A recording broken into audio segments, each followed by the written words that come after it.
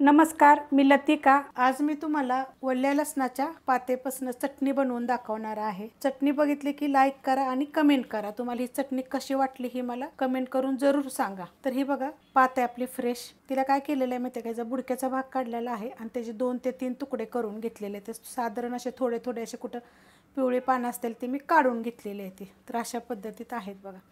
आता हे 7 ते 8 आहेत बरं का लसणाच्या पाते सकाळी घेतलेले आहेत आणि कांदे पण घ्यायचे लसणाचे आपले। त्याच्यामध्ये बघा 3 काड्या घेतलेल्या आहेत मी कढीपत्त्याच्या। पुदिना घेतलेला आहे, कवळी जेवढी देठे होते ना तेवढे कवळी पण घेतलेली आहेत। एक मुठभर अशी कोथिंबीर घेतलेली आहे, ती पण कवळी देठा सकट घेतलेली आहे। 3 आवळे घेतलेले आहेत, अशा पद्धतीत तुकडे करून घेतलेले आहेत।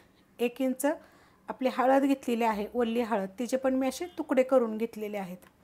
6 मिरच्या घेतलेल्या आहेत। ह्या 6 पण मिरच्या तिखटवाल्या आहेत। तुम्ही जर कमी तिखट खात असाल ना तर थोडेसे टाकले तरी चालतील किंवा पोपटी टाकल्या तरी चालतील। छोटा 1 चमचा जिरं घेतलेलं आहे। मिक्सरचं भांडं घेतलेलं आहे, त्याच्यामध्ये बघा हे कढीपत्ता आणि हे पात टाकून घ्यायचे।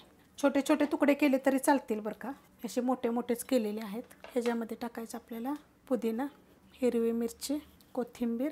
हे सगळं साहित्य जेवढं मी दाखवले ना तेवढं टाका, इतकं छान चटणी होते ना, चविष्ट होते। आवळा हे टाकायचे आपल्याला, जिरे, हळद टाकायचे, चवीप्रमाणे टाकायचे मीठ। ह्याच्यामध्ये 1च चमचा आपण जे जेवतो ना तो लिंबाचा रस टाकायचे, कारण हे पण आपला आवळा जे असतो ते थोडासा तुरट असतो, आंबट तुरट असतो, त्यासाठी 1च चमचा टाकायचे।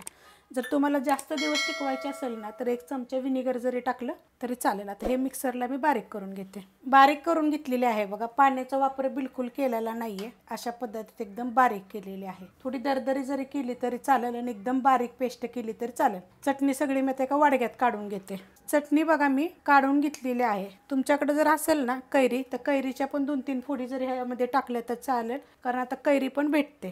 तेल बघा मी गरम करून घेतलेलं आहे खाली। आपण ह्याच्यामध्ये साहित्य टाकून घेऊया।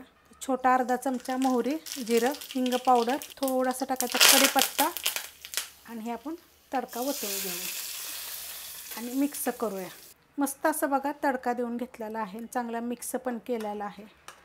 आता ह्याच्या पहिला प्रश्न तर हा येईल, किती दिवस चटणी टिकली? 8 ते 10 दिवस टिकल, पण फ्रीजमध्ये ठेवा।